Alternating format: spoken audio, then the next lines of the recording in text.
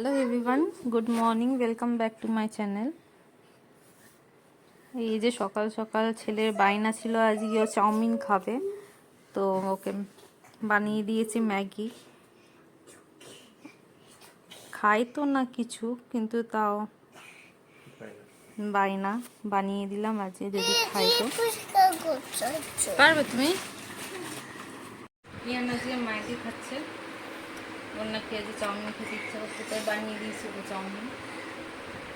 একটুখানি বাটার দিয়ে, হালকা একটুখানি সস দিয়ে। কতটা খাবে তো জানি না, এর মধ্যেই তো দিয়েছি। বড় করে হ্যাঁ, বড় করে।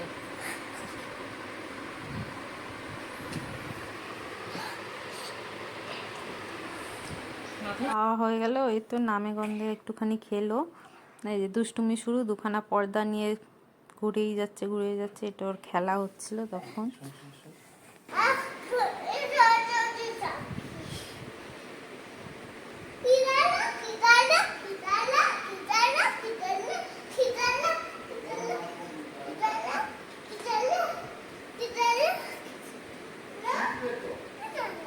হ্যালো এভরিওয়ান, আজকে সারাদিনে কোনো কিছু ভিডিও করা হয়নি। শরীরটাও ঠিক লাগছে না, একদমই ভালো লাগছে না। এই এখন বাজে মনে হয় 2টোর কাছাকাছি, এই এসছি, এবার ভাত বাড়বো। আমার আর শানুর খাবো। ননর খাওয়া হয়ে গেছে অলরেডি, ওকে নিচে পাঠিয়েছি আছে দাদুর কাছে ঘুমানোর জন্য। এখানে আমি চলে এসেছিলাম রান্নাঘরে, প্রায় 2টোর কাছাকাছি বাজে। সেদিন শরীরটাও ঠিক ছিল না, ইয়ানকে খাইয়ে ওর দাদুর কাছে পাঠিয়ে দিয়েছিলাম ঘুমানোর জন্য। গরমও পড়েছে তো খুব, এসিটা চালালে ওর প্রবলেম হবে, যেহেতু অনেক সর্দি লেগে গেছে, নাক ব্লক হয়ে যাচ্ছে। যে ভাত বেড়ে নিচ্ছি আমার আর শানুর, মায়ের তো আগেই খাওয়া হয়ে গেছে।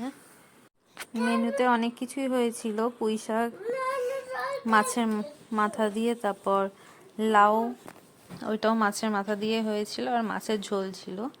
আর ইয়ানের জন্য তো আলাদা মাছ করাই হয়। চলে আসলাম বিকালে, কেকটা যেটা দেখিয়েছিলাম ওটা তো আর কিছু করা হলো না, ওটাই ইয়ান কাটবে বলছিল, তাই আমি এটা নিয়ে এসেছি, একটা ছুরি নিয়ে এসেছি। ওকে এসে দিলাম, ওকে এবার কাটবে। বলছিল বেলুন লাগাতে হবে, ওর বার্থডেতে বেলুন লাগানো হয়, আর ফ্রেন্ডেরও দেখেছে সবাইকে, যেভাবে বসে বসে কাটছিল। ধরে কাটা।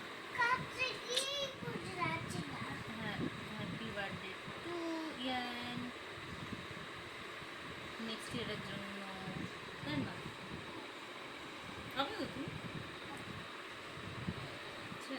আমি তোমাকে বাটিতে এনে দিচ্ছি।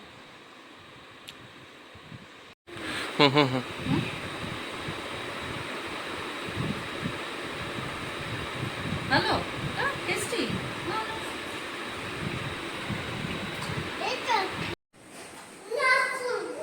এদিকে একদিন ছোটাছুটি করছে কেক খাবে বলে, কিছুই তো খায় না, শুধু খাবো খাবো করবে। আর এখানে স্লাইস করছে শানু, এতই বাজে অবস্থা যে স্লাইসও করা যাচ্ছে না, পুরো হেলে গেছে। Good morning, welcome back to my channel. এই যে ইয়ানকে খাওয়াতে বসেছি, বাজে প্রায় 8:45, আজ অনেক লেট হয়ে গেছে উঠতে। যে ইয়ান খাচ্ছে এখানে বসে, বদমাইশি করছে। রাত্রিরে না ব্লগটা শেষ করতে ভুলে গেছি, ওর জন্য ভাবলাম সকালে একটুখানি করে তারপর শেষ করে দিই ব্লগটা। ইয়ান রেডি হয়েছে, আর আজকে আমার উঠতেও অনেকটা লেট হয়ে গেছে সকালে। এটা হলো ননকে স্কুলে দিয়ে এসে তারপর ভাবলাম একটু লুচি বানাই, যেহেতু রাত্রিবেলা দেখেইছিলে কুমড়ো আলু কেটে রেখেছিলাম, ওর সাথে লুচিটা বেশ ভালোই লাগে, তাই এনে দিয়েছি।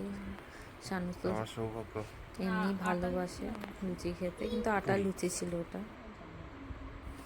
চলে এসেছি ননকে নিতে না আর কি, চা খেতে এসেছিলাম প্রথমে, চাটা খেয়ে তারপর যাবো ইয়ানকে নিতে স্কুল থেকে, টাইম হয়নি তখনও, তাই ভাবলাম একটু চা খেয়ে নিই। এই যে দুজনে দাঁড়িয়ে আছি রোদ্দুরে।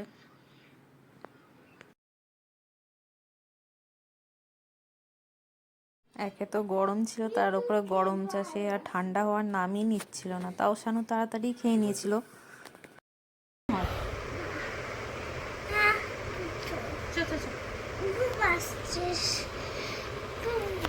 জড়িয়ে আমরা ফটো, হ্যাঁ, একটা ভালো করে জড়িয়ে তুমি আমার গলা ধরো, এই ভয় ও ঠিক আছে।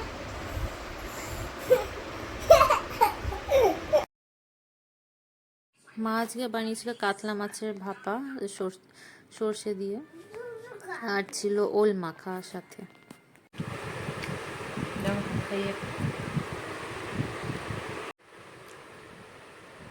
খেয়ে ঠেয়ে ভাত ঘুম দিয়ে দুজনে খাচ্ছি এখন কেক। আগের দিন সেইভাবে খাইনি, কেক খেয়ে নিয়ে তারপর গেলাম একটু চা বানাতে। দুজনে চা বানিয়ে নিয়ে এসছি। এদিকে ইয়ানো চলে এসছিল, যে এখানে বদমাইশি করছে ওর বাবার সাথে, ভালোবাসা চলছে।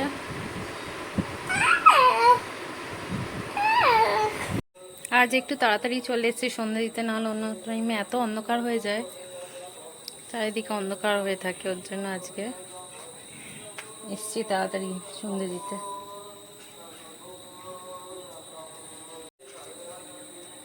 দেখি, ইচ্ছা তো আছে বেরানোর, এখন জানি না কি হবে, বেরাতে পারবো কিনা। বোনের আসলে ল্যাপটপের কিবোর্ডটা খারাপ হয়ে গেছে, ওটাই এক্সট্রা কিবোর্ড আছে, ওটাই দিতে যাব।